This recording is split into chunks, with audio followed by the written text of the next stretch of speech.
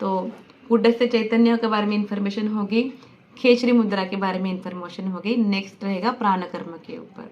तो आज के एपिसोड में हमने ये देखा कि किस तरह से तालव्य, खेचरी मुद्रा और खेचरी सिद्धि ये तीनों अलग अलग है और तीनों स्टेप वाइज है। तो पहले तालव्य आता है, फिर खेचरी मुद्रा हम लोग सीखते हैं और खेचरी मुद्रा के बाद ही खेचरी सिद्धि प्राप्त होती है। मगर ये प्राप्त करने के लिए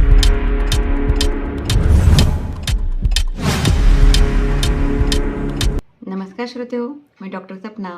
जय बाबा जी। आज का स्वाध्याय स्टार्ट करेंगे। आज का स्वाध्याय जो है वो है श्यामाचरण क्रिया योग व अद्वैतवाद। इस पुस्तक का स्वाध्याय चल रहा है।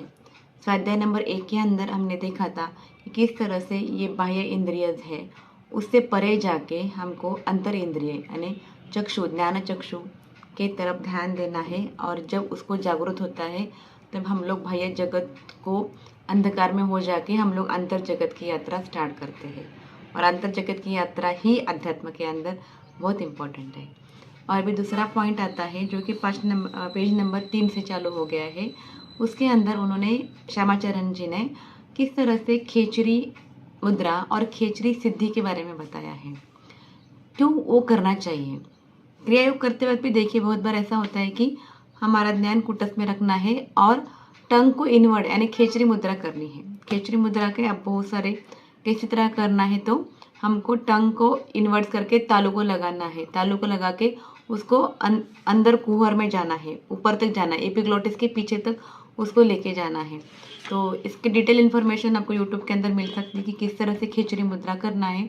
या आप अपने गुरु से भी सीख सकते हैं, क्योंकि उसी की सिद्धि प्राप्त होने के बाद ही और अच्छे से आपका ध्यान या अंतर जगत की यात्रा आप लोग कर सकते हैं। तो खेचरी क्यों करना है, तो खेचरी करने से इंद्रिय दमन होता है। जो हमारे इंद्रिय है, पंच ज्ञानेंद्रिय और पंचकर्मेंद्रिय है ना, उसके ऊपर हमारा कंट्रोल नहीं रहता। पता है मन चंचल है, मन के कारण प्राण चंचल है और इसके कारण ही हमारे इंद्रिय चंचल है। तो हमको मन को कंट्रोल करना है। प्राणायाम करने से, अनुलोम विलोम करने से फॉर सम क्या बोलते सम लिमिट तक, कुछ लिमिट तक हम लोग उसको कंट्रोल कर सकते हैं। मगर कभी कभी हमारे इंद्रिय हमारे ऊपर भावी हो जाते हैं और हम लोग हमारा क्या बोलते आपा खो देते हैं, कुछ भी बोल देते हैं। कभी कभी कुछ नहीं दिखने से दृष्टि देखने चाहती है, ऐसे कुछ सुनाई देता है जो कि हमको नहीं सुनना था। तो इस तरह से हमारे इंद्रियों के ऊपर कंट्रोल नहीं होता। इवन कुछ टेस्टी चल रहा है, जैसे कि बर्गर है, पिज़्ज़ा है, और सामने देखते ही सुगंध जैसे आते हैं, हम लोग कंट्रोल नहीं हो सकते हैं। तो किस तरह से इवन काम इच्छा भी उसको भी दमन करना के लिए ये खेचरी मुद्रा बहुत ज़्यादा इम्पोर्टेंस है करके बताया है। तो किस तरह से करना है और क्या है उसका राज वो बताती है इसके अंदर। खेचर का अर्थ है आकाश। खेचर के अंदर ख का अर्थ है आकाश और चर मतलब भ्रमण करना। तो आकाशिक यात्रा जो रहती है वो खेचरी मुद्रा से प्राप्त होती है। इवन घेरंड संहिता के अंदर भी बताया गया है, कपाल कुहेरे जुवा प्रविष्टा विपरीत गता ध्रुव अंतर्गता दृष्टि ही मुद्रा भवती खेचरी। यानी जब मुख के अंदर जीवा को उल्टी करके ऊर्ध्व गमन कर जाता है और उसको कपाल कुहर में प्रविष्ट किया जाता है, उसके साथ जब भ्रूमध्य के अंदर दृष्टि स्थिर होती है, उसको खेचरी मुद्रा कहते हैं। तो सर्वप्रथम हमारी तुरंत टंग नहीं जाएंगी पीछे। तो पहले हमको क्या करना पड़ेगा, जो ऊपर का तालू है उसको लगाना पड़ेगा। उसको तालव्य क्रिया भी कहते हैं। तो क्रिया योग के अंदर आपको खेचरी मुद्रा नहीं आ रही तो तालव्य क्रिया भी कर सकते हैं। मगर तालव्य क्रिया के अंदर क्या होता है, जस्ट ऊपर हम लोग टंग को लगाते हैं और उसके पीछे पीछे जब जाते हैं एपिग्लोटिस के पीछे, ओके, ऊपर जीवा बोलते हैं ना, उसके पीछे जब जाता है ना तो उसको खेचरी मुद्रा बोलते हैं। ठीक है। और उससे क्या होता है कि स्थूल वस्तुओं की ओर से हमारा आकर्षण कम हो जाता है। इवन पैसा कमाना, गाड़ी बंगला, ये सभी के बारे में से हमारा जो इंटरेस्ट रहता है ना, इनडायरेक्टली ये जगत के अंदर का इंटरेस्ट वो कम हो जाता है, क्योंकि ये नश्वर जगत है। तो हम लोग जो सच में है उसकी तरफ जाते हैं। तो कालांतर से इंद्रिय दमन हो जाते हैं और हम लोग महाशून्य के ऊपर चले जाते हैं। और जब ये जीवा ऊपर जाती है, ऊपर बहुत ऊपर जाती है, उसके बाद इन्होंने बताया है कि पहले जीवा टालू को लगती है, नंबर दूसरे इसके अंदर क्या होती है, एपिग्लोटिस के पीछे चली जाती है, पड़जेवा के पीछे, उसके बाद क्या होता है कि कभी राइट नॉस्ट्रिल और लेफ्ट नॉस्ट्रिल के पीछे का जो रास्ता है ना, फेरिंग्स के अंदर का, पोस्टीरियर फेरिंग्स में, वहाँ पे भी वो जा सकती है। उसके बाद उसके ऊपर एक कुहर बताया उन्होंने, वहाँ पे एक छेद है, तो वहाँ पे डालना है जिह्वा को, तो वहाँ तक जाना है। तो बहुत लोग क्या समझते हैं, खिचड़ी मुद्रा यानी जब जिह्वा तालू से पीछे चली जाती है और इपिग्लॉटिस के पीछे जाते ही हम लोग सिद्धि प्राप्त किए। दिस इज नॉट फेयर करके इन्होंने बताया है। आप इतने जल्दी इसके अंदर मत खुश हो जाओ, और आपको बहुत प्रयत्न करना है, दैनंदिन क्रिया का अभ्यास करना है, साधना करते रहना है। जैसे खिचड़ी मुद्रा धीरे धीरे नॉस्ट्रिल के ओपनिंग का, पीछे के ओपनिंग रहते हैं इसके अंदर के, वहाँ पे जाएंगे। उसके ऊपर भी एक ये है, छेद है, वहाँ तक आपको पहुँचाना है जिह्वा को। और वहाँ पे आप जब पहुँचते हैं ना, तब सहस्त्रधार से जो अमृत धारा बहती है, वो अमृत धारा तो वो टपकते ही जिह्वा के ऊपर आ जाती है। और इसी से ही हिमालय के जो योगी रहते हैं, आपने सुना होगा, इन्होंने 1.5 साल से तपस्या कर रहे हैं, या 3 सालों से, या कितने सालों से, कितने महीनों से एक ही जगह पे बस बैठे हैं, हिलते डुलते नहीं हैं, तो वो जिंदा कैसे रहते हैं? दैट इज द रहस्य। वो सुधापान करते हैं। कौन सा? ऊपर से जो गिरता है सुधा, अमृत, उसका पान जिह्वा के टंग के ऊपर आ जाता है, और वही वो पी के रहते हैं। आगे देखेंगे कि जब व्यक्ति का इंद्रिय दमन होकर महाशून्य में विलीन हो जाता है, उसको खेचरी सिद्धि कहते हैं। इंद्रियों की सक्रियता श्वास की बहिर्मुखी गति पर भी निर्भर है। यानी हमारे जो इंद्रिय चंचल है ना, वो श्वास के ऊपर भी डिपेंड करके बोला है उन्होंने। श्वास का चंचलता किससे होता है? तो मन चंचल होने से। तो जैसे जैसे हम लोग खेचरी मुद्रा करते हैं, तालु कुहर में जिह्वा को प्रविष्ट करते हैं, वैसे श्वास की गति भी कम होती है। बहुतांश लोगों में ये देखा गया है कि उनका श्वास अंतर्मुखी हो जाता है। इस तरह से मनुष्य महाशून्य में प्रवेश करता है। जिह्वा को तालु कुहर में रखकर जितना अधिक प्राण कर्म करोगे, उतना ही प्राण स्थिरता प्राप्त होंगी। पहले पहले तो तालव्य क्रिया ही आएंगे हमको, जितना हम लोग प्रयत्न करते जाएंगे उतना आगे आगे फिर वो अंदर अंदर चला जाएगा। उसके बाद ही हमको प्राण को स्थिर कर सकते हैं। उसी कारण सभी इंद्रियों वश में आते हैं। योगिकन किसी भी स्थिति में इंद्रियों के भय से पलायन नहीं करते, क्योंकि उनके अंदर प्राण और मन की चंचलता का अभाव रहता है। इसलिए पांचभौतिक देह को सदैव शुद्ध रखते हैं। उसी को भूत शुद्धि भी कहा गया है। खेचरी मुद्रा महासिद्धिदायक है। खेचरी मुद्रा महासिद्धिदायक है, जिसके सतत अभ्यास द्वारा प्रतिदिन सुधापान, अमृतपान करने की समर्थता प्राप्त होती है। शरीर पूर्णतः सिद्ध होके जरा और मृत्यु, यानी एक तो बूढ़ा भी नहीं होगा व्यक्ति, और उसके साथ मृत्यु और जन्म के चक्कर से बाहर चला जाएगा। यह मुद्रा मृत्यु रूपी हाथी के लिए सिंह रूपी है। खेचरी मुद्रा प्राप्त व्यक्ति को पवित्र अपवित्र कुछ भी नहीं रहता, सब टाइम वो पवित्र ही रहते हैं। शुद्ध अशुद्ध का भी संशय नहीं ले सकते, क्योंकि खेचरी मुद्रा इतनी पवित्र है, वो करे तो हम लोग शुद्ध ही रहते हैं हर बार। खेचरी मुद्रा में अधिक और उत्तम प्राण कर्म होने से प्राण स्वतः स्थिर हो जाता है। तब हम लोग शून्य स्थिति में स्वयं प्रवेश करते हैं और वह मन शून्य अवस्था हो जाती है।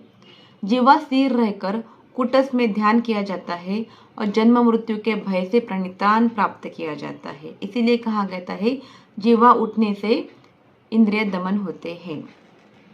इवन शिव संहिता के अंदर भी कुछ इंफॉर्मेशन है। इससे पाप कर्म भी नष्ट हो जाते हैं। अगर पाप व्यक्ति ने किया है तब भी खेचरी मुद्रा के कारण वो परम गति प्राप्त हो जाता है। इसलिए शिष्य को कर्तव्य है कि गुरु से संपादित इस खेचरी मुद्रा का सदैव अभ्यास करना चाहिए। आध्यात्म मार्ग के प्रवेश हेतु, फिर से सुनिए, आध्यात्म मार्ग में हमको जा रहे जो लोग जाने की इच्छा करते हैं उनके लिए स्पेशली है। आध्यात्म मार्ग के प्रवेश हेतु खेचरी मुद्रा की साधना करना परम कर्तव्य है, क्योंकि उससे इंद्रियों का दमन होता है। इस मुद्रा से जीवा ग्रंथि भेदन, उसको ही ब्रह्मत भेदन भी कहा गया है। खेचरी मुद्रा साधकों को अनिवार्य कर्तव्य है। जिह्वा के कहाँ कहाँ पे अन्य पद्धति है खेचरी मुद्रा करने के, क्योंकि टंग हमारा जो है ना तालव्य तक ही जाता है, पीछे नहीं जा रहा। तो कहाँ कहाँ पे क्या लिखा है, जैसे हट्ट प्रपदप्रिका घिरंड संहिता के अंदर क्या लिखा है कि जिह्वा के निचले भाग को थोड़ा सा काटते हैं, छोटा एकदम सुई से भी छोटा काटते हैं। वह मक्खन और जिह्वा भेदन करके मक्खन वगैरह का लगाया जाता है, घी मक्खन। मगर उसको बहुत लोग चिमटे से भी सांडसी से भी खींच कर जिह्वा को लंबी करते हैं। मगर ये क्रिया श्यामाचरण लेहड़ी महाशय ने कहा है कि ऐसा नहीं करना चाहिए, अनुचित है, वो प्रयत्न करते करते ही करना चाहिए। तालु कुंवर में जिह्वा प्रवेश करना ही गोमांस भक्षण वास्तविक अर्थ है। बुक्स के अंदर लिया है गो मांस भक्षण, यानी गाय का मांस खाने को नहीं बताया है। उन्होंने क्या किया है, गो का मतलब ही है जिह्वा और भक्षण का मतलब ही है जो हम लोग सुधापान करते हैं। तो गो मांस भक्षण का अर्थ भी खेचरी मुद्रा ही कहा गया है। खेचरी मुद्रा के टाइम में जो सहस्रार से क्षीरित तो सुधापान करते हैं उसी को ये कहा गया है। गले में मीठा रस ऊपर से नीचे गिरता, नाक से लघुआ गले में भीतर, इसी को अमृत पान कहते हैं और तभी अमरत्व प्राप्ति होती है। ये जो करते हैं ना उनको अमर प्राप्ति भी होती है करके लिखा है यहाँ पे। इस तरह से भगवद यानी भग के माफिक, अर्थात जब जीभ नाक के भीतर तालु मूल में जाए तब ये सिद्धि प्राप्त होती है। जीभ, ये जो योगीराज की जो ये डायरी है ना उसके अंदर के कुछ कुछ वाक्य बता रही आपको मैं। जीभ दहीन नाक के छेद में घुसा, फिर बाएं छेद के भीतर एक अंगुल घुसा, अब खींचने से सी ऐसा शब्द आता है, वो आउकर फेरने से भी, यानी कभी कभी नाक जिह्वा जो है कभी राइट नॉस्ट्रिल लेफ्ट नॉस्ट्रिल पीछे की पोस्टीरियर नॉस्ट्रिल के अंदर छेद के अंदर जाती है। तो ऐसे बताया उन्होंने, कभी राइट में जाती है, कभी लेफ्ट में जाती है, फिर कुहर में जाती है और तब छी शी की ध्वनि के जैसा आवाज निकलता है।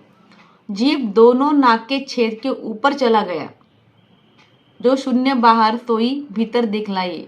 इस तरह से अभी क्या हो गया, नॉस्ट्रिल के ऊपर एक छेद है करके बताया है, वहां तक उस भगरूपी छद्र के अंदर वो प्रविष्ट हो गया है। इस अवस्था में उत्तम प्राणायाम द्वारा निर्मल महाशून्य की प्राप्ति होती है और वही महाशून्य ही ब्रह्म कहलाता है। यदि साधक जीभ के कुछ ऊपर उठ जाने पर सिद्धि समझ लेते हैं तो उनकी भ्रांत धारणा है। जस्ट जीभ को ऊपर जाके एपिग्लोटिस के पीछे जाना ही सिद्धि प्राप्त नहीं है। नॉस्ट्रिल के ऊपर भी एक छेद है, वहां तक जब पहुंचता है तब उसको सिद्धि प्राप्त होती है। इस अवस्था को प्राप्त करने हेतु पुरुषार्थ पूर्वक चेष्टारत रहना चाहिए।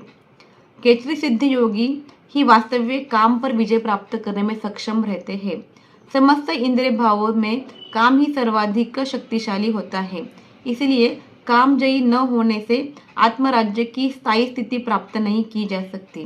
तो इसलिए खेचरी मुद्रा करना ही सबसे इम्पोर्टेंट है। जिसने काम को जीता उसने सब कुछ जीत लिया, ऐसे कहा गया है। और इसके साथ ही जब ऊपर जाता है तब गले में एक मीठा स्वाद लगता है करके कहा है। खेचरी सिद्धि के पश्चात ही गुरु उन्हें उपयुक्त अधिक समझकर लोकहितार्थ क्रियादान करने की अनुमति देती है। जो भी क्रिया योगी है उनको अनुमति यानी उनको किसी और को दीक्षा देने की परमिशन कब मिलती है, तब जब वो खेचरी सिद्धि प्राप्त करते हैं, तभी वह व्यक्ति जो शिष्य है, गुरु के शिष्य के गुरु बनना है ना, तो उनको खेचरी सिद्धि प्राप्त करनी ही पड़ेगी, तो ही वो परमिशन मिलता है। आगे के एपिसोड में मैं आपको बताऊंगी किस तरह से केवल कुंभक रेचक पूरक के बारे में बताया है। तो कूटस्थ चैतन्य के बारे में इंफॉर्मेशन होगी, खेचरी मुद्रा के बारे में इंफॉर्मेशन होगी, नेक्स्ट रहेगा प्राण कर्म के ऊपर। तो आज के एपिसोड में हमने ये देखा कि किस तरह से तालव्य, खेचरी मुद्रा और खेचरी सिद्धि ये तीनों अलग अलग है और तीनों स्टेप वाइज है। तो पहले तालव्य आता है, फिर खेचरी मुद्रा हम लोग सीखते हैं और खेचरी मुद्रा के बाद ही खेचरी सिद्धि प्राप्त होती है। मगर ये प्राप्त करने के लिए हम अगर प्रॉपर गुरु से गाइडेंस लेके अगर ये करें तो हमको और अच्छा सिद्धि प्राप्त मिलेगा। धन्यवाद। कैसा लगा आज का एपिसोड कमेंट ज़रूर कीजिए। आपका दिन शुभ और मंगलमय हो। आप जो भी क्रिया कर रहे हैं, ध्यान कर रहे हैं या आनापानासति कर रहे हैं या क्रिया योग कर रहे हैं, उसका अभ्यास ज़रूर कीजिए, क्योंकि अभ्यास जितना करेंगे उतना ही हम लोग उत्तर उत्तर हमारा प्रगति होगा।